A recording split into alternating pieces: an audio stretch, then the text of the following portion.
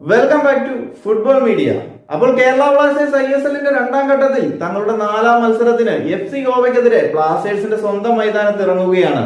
ബ്ലാസ്റ്റേഴ്സിനെ സംബന്ധിച്ച് ഒരു നിർണായക മത്സരമാണ് FC ഗോവയ്ക്കെതിരെ. രണ്ടാം ഘട്ടം തുടങ്ങി കളിച്ച 3 മത്സരത്തിലും തോൽവി ഏറ്റുവാങ്ങി നിൽക്കുന്ന ബ്ലാസ്റ്റേഴ്സിന് ഗോവയ്ക്കെതിരെ വിജയിച്ച ടീമിനെ വിജയത്തിന്റെ പാതയിലേക്ക് എത്തിക്കേണ്ട ഒരു മത്സരം കൂടിയാണിത്.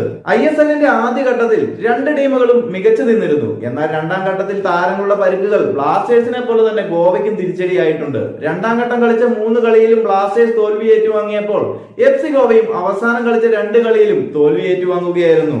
അതുകൊണ്ട് തന്നെ 2 ടീമുകൾക്കും ഇതൊരു നിർണായക മത്സരമാണ്.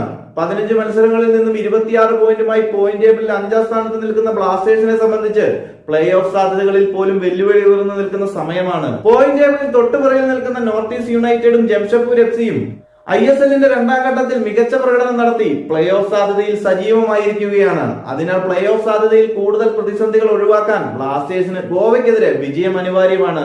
പരിക്കുകൾ ടീമിനെ വലയ്ക്കുന്നുണ്ടെങ്കിലും ഗോവയ്ക്കെതിരെ മികച്ച സ്ക്വാഡ് തന്നെ ഇറക്കാൻ ബ്ലാസ്റ്റേഴ്സിന് സാധിച്ചേക്കും. പരിക്കിൽ നിന്നും മുക്തനായ ദിമി ടീമിനൊപ്പം കളിച്ചേക്കുമെന്ന് തന്നെയാണ് റിപ്പോർട്ടുകൾ. കഴിഞ്ഞ മത്സരത്തിൽ പരിക്കേറ്റ ലെസ്കോവിച്ചും തിരികെ എത്തുമെന്ന് പ്രതീക്ഷിച്ചെങ്കിലും ഗോവയ്ക്കെതിരെയുള്ള മത്സരം ലെസ്കോയ്ക്കും നഷ്ടമായേക്കും. വിപിൻ മോഹൻ ഗോവയ്ക്കെതിരെ കളിക്കളത്തിൽ ഇറങ്ങുമോ എന്നതിന് നിലവിൽ വ്യക്തതയില്ല.